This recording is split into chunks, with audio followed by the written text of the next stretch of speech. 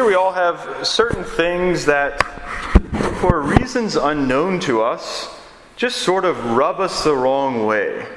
One of those things for me is whenever a sports team does very well or wins some sort of championship or wins a big game, the fans of that team will say, "We did it, right? We won.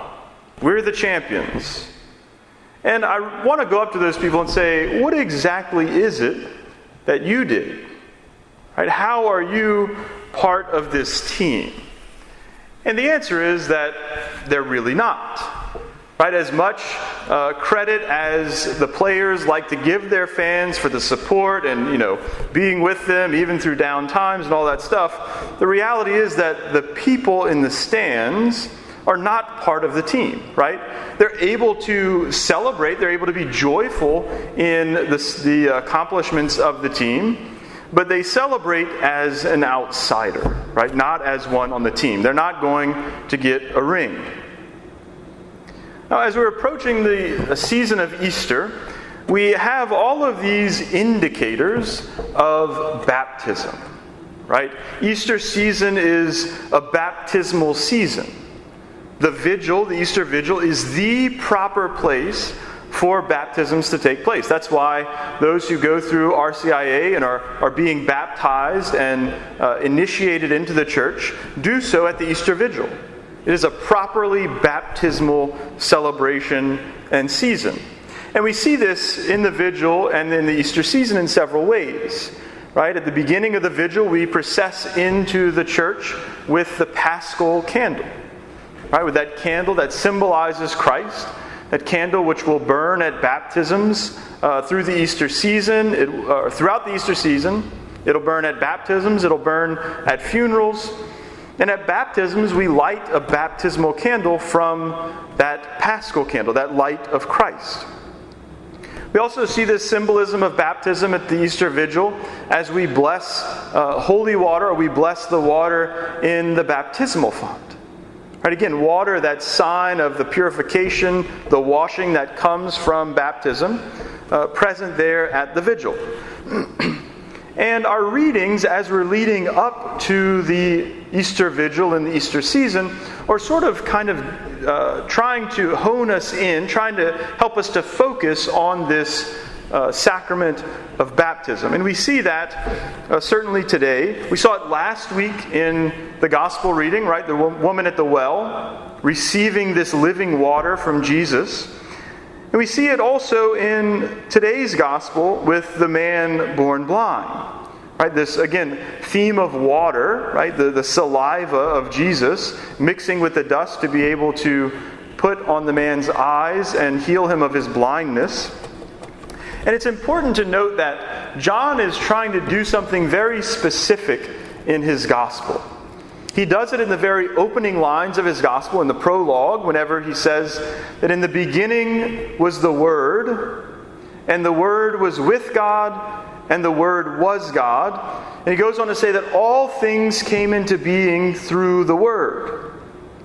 Right? Those words, in the beginning, for a good Jew, would automatically bring them back to the beginning of the Torah, the beginning of the book of Genesis, where we hear the story of creation.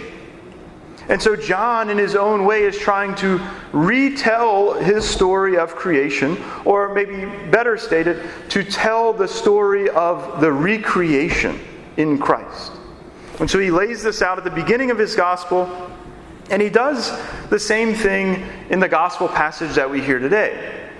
That Jesus, right, spitting on the ground, using his saliva to make this clay to rub on the man born blind's eyes, to help him to see, is retelling the second account of creation that we hear in the book of Genesis. Right? When God, from the dust of the earth, molds man, right? Brings man into being, and then breathes into his nostrils to give him life. Right? John, once again, is telling the story of our recreation through Christ. And so that is the gospel passage for today. Right? The first and second readings also point to this recreation, this baptismal focus that we have leading up to and in the Easter season. In the first reading, we hear, "Then Samuel anointed David, and from that day on, the Spirit of the Lord rushed upon David." Now, where else, or where in our faith, are we anointed and the Spirit of the Lord rushes upon us?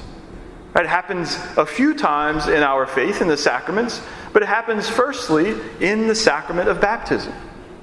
After we are baptized, we are anointed, as I mentioned in my Lenten mission. We're anointed priest, prophet, and king in the following in the way of Jesus. And as we are baptized, as we are anointed, the Spirit rushes upon us. It comes to dwell in us. Right? It gives us new life. We are recreated in God's own divine life. Again, we hear about this in the second reading. In the second reading, St. Paul is writing to the Ephesians.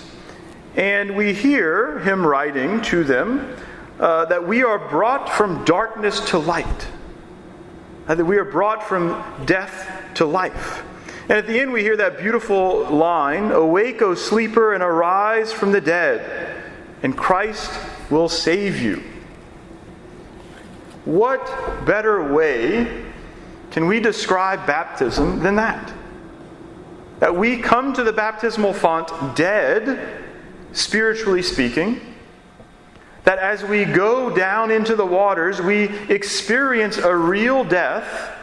Right? If we stay underwater too long, we die as human beings. We go under the waters to experience a real death, the death of Christ. Right? We join him on the cross. And when we come up out of those waters, we are reborn. Right? We receive new life. We are recreated, as John is trying to tell us in the Gospels, in the image of God. Right? We become new creations in him. That's what happens to us in baptism. So back to my little pet peeve of we won. Right? We, as Christians, we as Catholics, can truly say with Christ, right, that we have won the victory. Not because of our own efforts, right, because of him, but we aren't just looking at the victory from the outside. If we've been baptized, we have been initiated into his victory won through his passion, death, and resurrection. Right? We really enter into his death in baptism. We really taste and enter into his victory here and now by following the commandments, by receiving the sacraments. And we really fully enter into his glory, his divine life, when we die and when we are united with him forever.